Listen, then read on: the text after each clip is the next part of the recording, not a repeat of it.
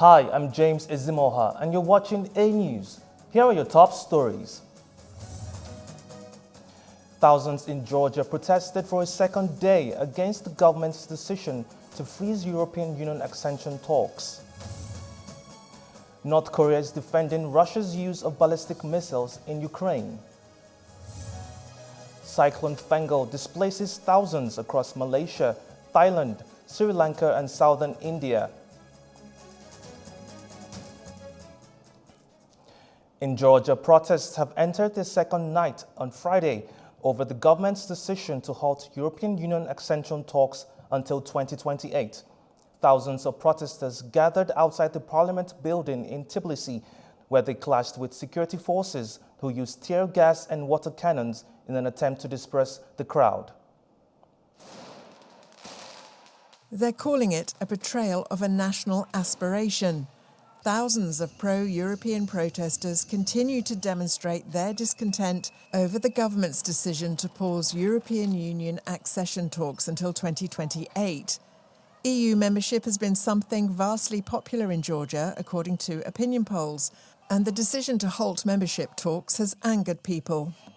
Today they decided to end our history, everything what we have achieved for past 30 years, and not only that, for past maybe 100 years.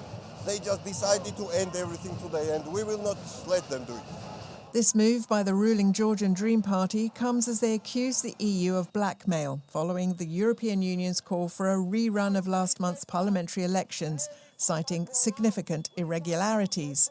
Critics accuse the ruling party of aligning the country closer to Russia and claim police violence against civilians during the protest.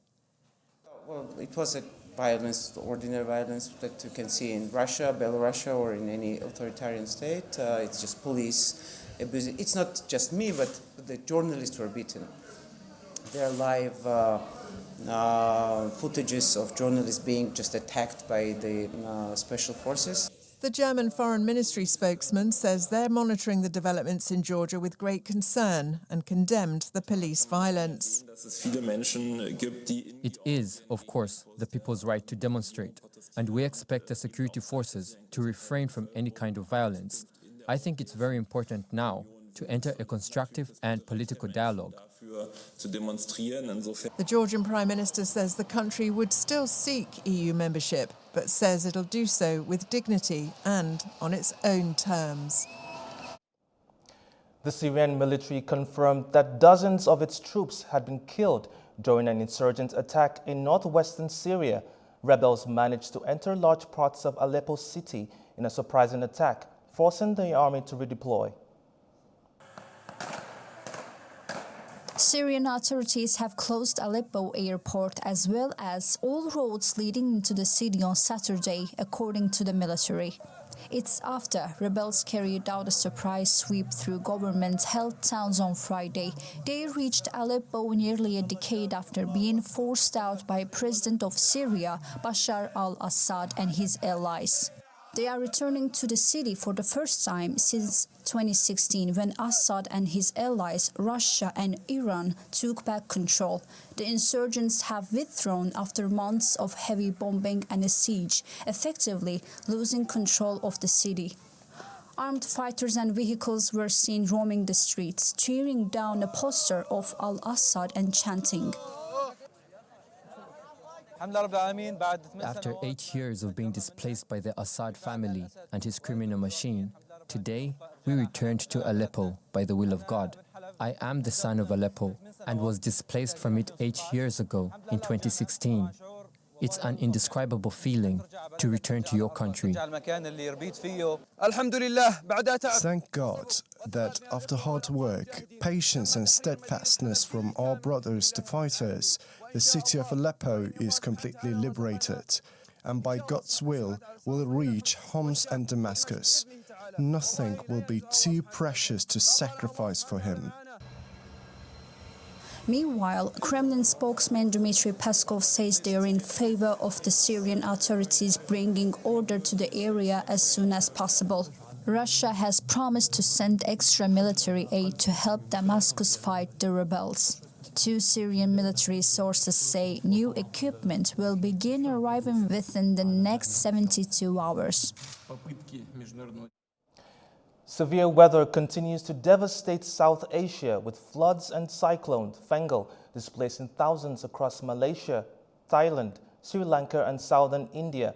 Relief efforts are underway as communities face rising waters and strong winds. More than 90,000 people have had to evacuate their homes on Friday in Malaysia, where it borders with Thailand. The northeastern state of Kelantan has been hit hardest. Families are seeking refuge in more than 500 temporary shelters across 9 states. Officials fear the disaster could surpass the devastating floods of 2014, which displaced nearly 250,000 people. In Thailand, the situation is equally drastic. The military has been rescuing residents stranded in their flooded homes. Boats are being used to navigate waist-high waters to bring people to safety. The floods have affected 7 southern provinces, claiming 4 lives and impacting more than 240,000 households, according to Thailand's Interior Ministry. Sri Lanka is also feeling the impact of Cyclone Fengal. Although the cyclone has moved away, heavy rains triggered severe flooding, inundating agricultural lands. Authorities issued a red alert despite floodwaters beginning to recede. Aid distribution is ongoing with security forces assisting those affected. In southern India, evacuations are underway and relief camps are operational as Cyclone Fengal is expected to make landfall in Tamil Nadu tonight. Heavy rains and winds of up to 80 kilometres per hour have already caused flooding in several areas. So it has been reported that rains have been incessantly raining since yesterday night and afternoon. So due to that, we have taken abundant precautionary measures, including evacuation of the vulnerable and marginalized communities and moving them to a safe and sheltered place. The monsoon season continues to test the resilience of millions across the region, with relief efforts ramping up in the face of these challenges. 600 teddy bears, each representing a child who has died in the war in the Ukraine, have been placed at a memorial in Washington, D.C. A ceremony was held at the National Mall near the White House on Friday. Organizers aim to raise awareness of the plight of the children affected by the Russia-Ukraine war, including those who have been displaced or abducted. After the ceremony, many of the teddy bears will be sent to Ukraine to provide comfort to children in orphanages and hospitals. Canadian Prime Minister Justin Trudeau arrived in Florida on Friday ahead of the meeting with the U.S. President-elect Donald Trump. This comes after Trump warned that he would impose a 25% tariff on imports from Canada and Mexico unless both countries take action to control drug trafficking and migrant crossings into the U.S. He also vowed to impose an additional 10% tariff on China until it addresses fentanyl smuggling. Meanwhile, current U.S. President Joe Biden has condemned Trump's proposed tariffs, arguing that they would harm existing relationships with close allies. The day following Thanksgiving, commonly referred to as Black Friday, has become one of the busiest shopping days of the year.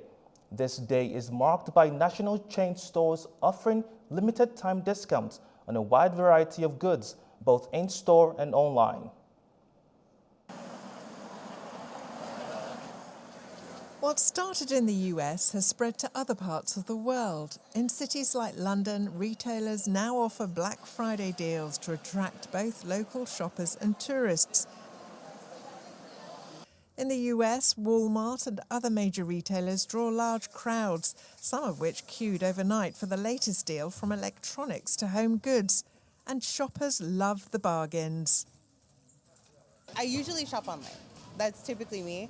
But I wanted to actually pick out things by hand, see if I find things if it suits somebody, then I'll grab it.